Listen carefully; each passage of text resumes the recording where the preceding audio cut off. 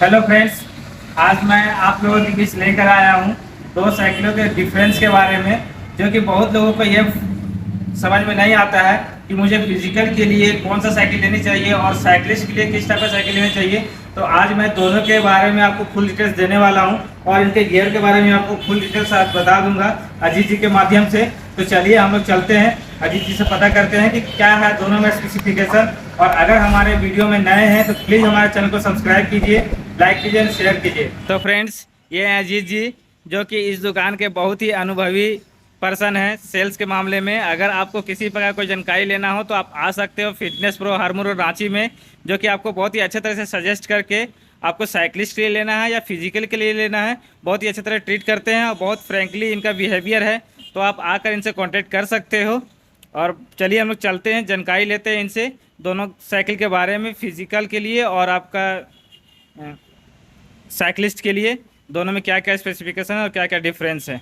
तो अजीत जी, सबसे पहले आप हमारे दर्शकों को क्लियर कीजिए कि फिटनेस के लिए जो साइकिल लेनी है वो उसमें कितना स्पेसिफिकेशन होना चाहिए और क्या क्या सबसे मस्ट होना चाहिए, वो हमारे दर्शकों को एक बार क्लियर कर दीजिएगा। देखिए, फिटनेस के लिए सबसे बड़ी है कि साइकिल का सबसे मैटर करता है पोस्चर और जो फ्रेम। फ्रेम अगर यदि आपको 40 किलोमीटर 50 किलोमीटर का राइड में जाना है फिटनेस के लिए, तो सबसे बड़ा मैटर करता है फ्रेम। इसमें फ्रेम कैसा है वो मैटर करता है। और आप जब बैठते हैं तो आपका पोस्चर कैसा है, मतलब कॉम्पैक्ट नहीं होना चाहिए। हैंडल और सीट का डिस्टेंस एक डिस्टेंस अच्छा होना चाहिए, मतलब वो हैंड हाइट के अकॉर्डिंग। हैंड स्ट्रेट हो जाए शोल्डर के साथ, मतलब। जी। और उसमें हम लोग जब बैठते हैं तो सारा कुछ मेरा मतलब कंप्लीट वर्क करता है सारा बॉडी। और जैसे उसमें आप अगर चलाते हैं तो उसमें सॉकर होना चाहिए, सॉकर लॉकआउट लॉकआउट भी होना चाहिए। सॉकर और सॉकर लॉकआउट से आपको फायदा क्या है कि जैसे सॉकर आप ऑफ रोड में जाएं तो सॉकर को ऑन कर लें तो सॉकर आपका वर्क करने लगता है। और जब प्लेन सरफेस में चलाएंगे तो सॉकर को लॉक करने के बाद सॉकर लॉक हो जाता है, फिर ये वर्क नहीं करता है, तो उसमें स्पीड का ग्रोथ ज़्यादा होता है। अच्छा, मतलब अगर ऑन रोडिंग में आप चल रहे हो तो सॉकर को आप लॉक कर दो और ऑफ रोडिंग में आ जाते हो तो सॉकर को ऑन कर सकते हो। जी। ये आपके लिए बहुत ही बेहतर है फिटनेस के लिए। अजीत जी, एक चीज़ और हमारे दर्शकों को क्लियर कर दीजिए कि जैसे कि हम लोग फ्रेम लेते हैं जरूर लेट वेट, लेकिन ज़्यादातर आते हैं स्टील में, एलॉय में और बूंदा फ्रेम में भी आते हैं कुछ कुछ साइकिलें। तो हम लोगों को लेना कौन सा फ्रेम में चाहिए था? पूरा लॉय फ्रेम में लेना चाहिए। अच्छा। उसमें चलाने में साइकिल ज़्यादा स्मूथ होता है और फ्रेम का लाइफ ज़्यादा होता है। अच्छा, हाँ। ऐसे फ्रेंड्स, ऐसे तो हम लोगों के हिसाब से आपको एलॉय बॉडी लेना चाहिए। अगर उसमें भी आपको किसी बात कोई कंफ्यूजन रहती है तो आप अपने निजी फिजिशियन से मिलकर सजेस्ट कर कर भी आप ले सकते हो अपने हिसाब से साइकिल। और अजीत जी, बात करेंगे अगर फिटनेस के लिए तो हम लोगों का गियर लगभग कितने कितने स्पीड तक मिल ले लेना चाहिए था? देखिए, लोग या साइकिल में अगर 25 या 20 का अराउंड में अगर जाएंगे, और ये ऐसे 45 की साइकिल है तो 20 अराउंड में जाएंगे तो 21 स्पीड का गियर आता है उसमें। 21 आता है, फिर 24 आता है, 27 आता है।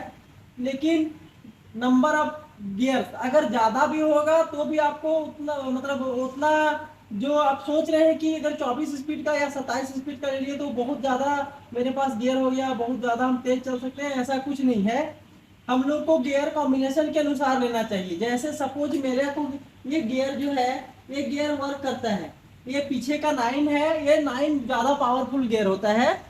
तो 9 गियर में अगर हम चला रहे हैं सपोज, और इसको अगर हम लोग आगे का 2 दिया हुआ है इसमें, तो 2 में उसी हिसाब से चेन व्हील सेट डाला हुआ है, जो कि हम अगर इसमें 2 में सबसे बड़ा में कर देते हैं और इसमें 9 में भी करते हैं तो मेरे को एफर्ट नहीं लगता है, बट चलाने में काफ़ी स्पीड हो जाता है साइकिल। और ये काफ़ी बेटर होता है इस टाइप का गियर। अच्छा, मान लीजिए कि हमें डॉक्टर सजेस्ट किए हैं कि आपको 20 किलोमीटर डेली चलना है, तो हमें कितने तक में रेंज तक में साइकिल ले लेनी चाहिए या मिल जाता है पूरा स्पेसिफिकेशन के साथ? देखिए, 25 के आसपास में अगर आप जाएंगे तो अच्छा एक ब्रांड का साइकिल मिल जाता है। और उस हिसाब में अगर जाएंगे तो सारा सिमिलर उसमें अच्छा कंपोनेंट्स सारा डाल देते हैं कंपनी। अच्छा, उसमें आपको लगभग 21 स्पीड का गियर भी मिल जाते हैं एलॉय बॉडी के साथ। तो फ्रेंड्स, आपके पास अगर बजट नहीं है और अगर डॉक्टर आपको सजेस्ट किए हैं फिटनेस के लिए, तो आप 20-20,000 के आसपास भी आप साइकिल ले सकते हो, जो कि बहुत ही अच्छे आ जाते हैं 21 स्पीड गियर के साथ।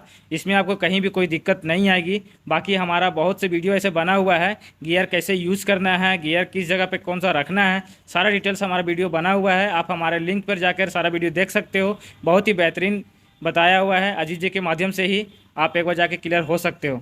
तो अजीत जी, आप बता दीजिए कि ये बगल में जो हमारा साइकिल रखा हुआ है, ये साइकिलिस्ट के लिए स्पेशल होते हैं, तो क्या फिटनेस के लिए हम लोग इसको परचेज नहीं कर सकते हैं?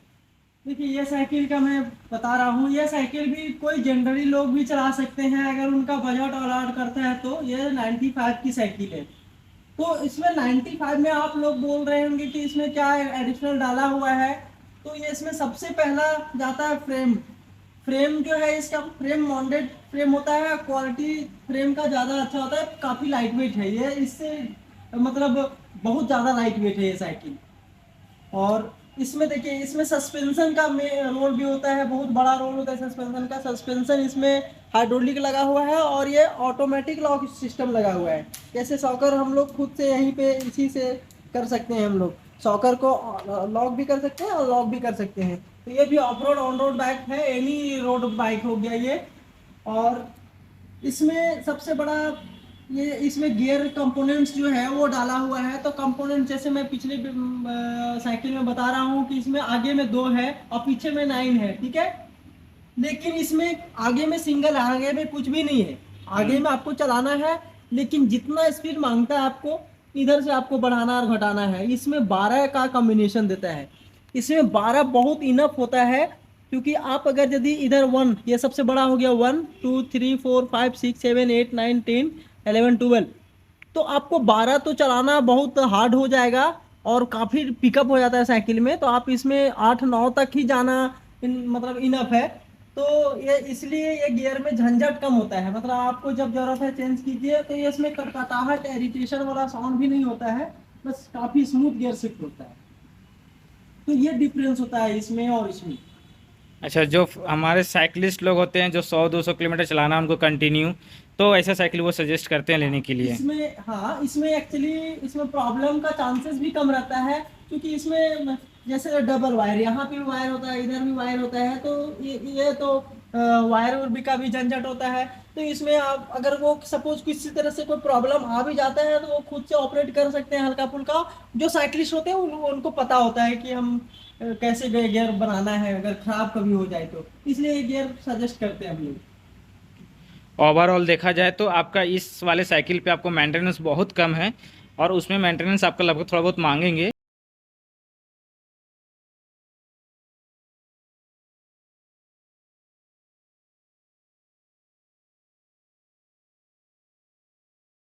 आपका एल्युमिनियम के ही रहते हैं, लेकिन लाइट एल्युमिनियम रहता है इसमें। और बात करेंगे आपका साइकिलिस्ट के लिए साइकिल, तो वो 50,000 से लगभग अप्रॉक्स चालू हो जाती है। और बात करेंगे फिटनेस के लिए, तो आपको फिटनेस के लिए 20 से ऊपर आप 40K तक ले सकते हो, कहीं भी इसमें कोई दिक्कत नहीं आती है। और अगर आपके पास बजट है तो आप फिटनेस के लिए भी साइकिलिस्ट वाले साइकिल ले सकते हो, आपके नीड के अनुसार है वो, इसमें कहीं भी कोई दिक्कत नहीं है।